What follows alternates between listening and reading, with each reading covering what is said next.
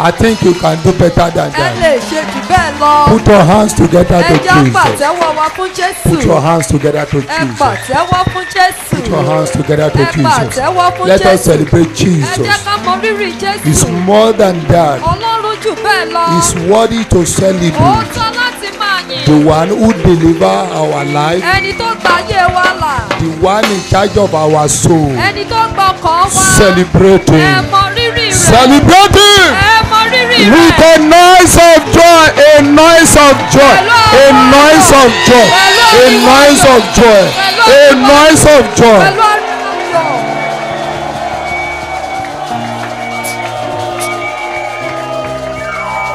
Yes. The Lord is good. Ọlọ́run dára. Can someone say thank you, Kí Jesus? ẹnìkan sọ pé ẹ ṣé Jésù. This is wonderful. Èyí jẹ́ ìyanu. For the females group anniversary, Ìgbà àjọ̀dún ti àwọn obìnrin. they all look colorful. Àgbọ̀gbọ̀ àwọn ẹlẹ́gbẹ́jẹgbẹ́ lóbìnrin wọ́n máa Beautiful. rẹwà o. Wọ́n dùn ún wò. Honestly speaking, I Nítòótọ́. want someone to shout, Àmọ́ fẹ́ ká pariwo. thank you, Pé ẹ ṣé Jesus. Jésù.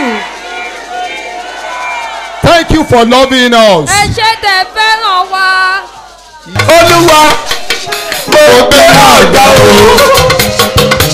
Olúwa, mo gbé ọ̀gá o. Àwọn ọ̀run gbọ́ mi yìí o. Ẹ ò ṣe. Àwọn ọ̀run gbọ́ mi yìí o. Ẹ ò ṣe. Ẹ pariwo. Olúwa, mo gbé ọ̀gá o. Olúwa, mo gbé ọ̀gá o. Àwọn ọ̀run gbọ́ mi yìí o. Ẹ ò ṣe. Àwọn ọ̀run gbọ́ mi yìí o. Ẹ ò ṣe. Ọwọ́ ẹ̀dá.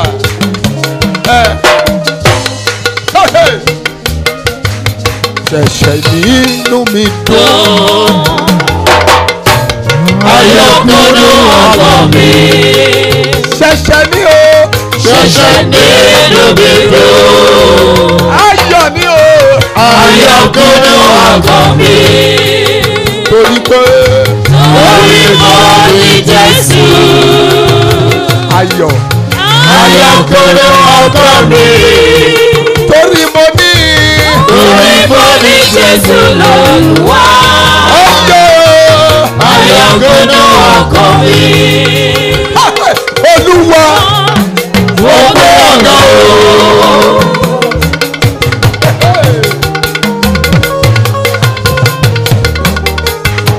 Iná tó jó tóbi ò lè bá. Mọ̀nàmọ́ná tó fojú ọ̀run yẹ̀rìyẹ̀rì o. Olúwa, mo gbé ọ̀gá o.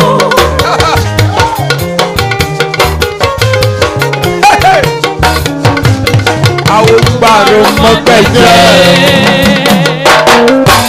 Mọ̀nàmọ́ná tó fojú ọ̀run yẹ̀rìyẹ̀rì o.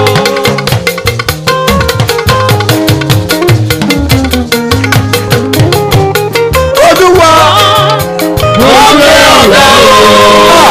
Àwọn ọ̀run bá mi yìn o. Mo ṣe.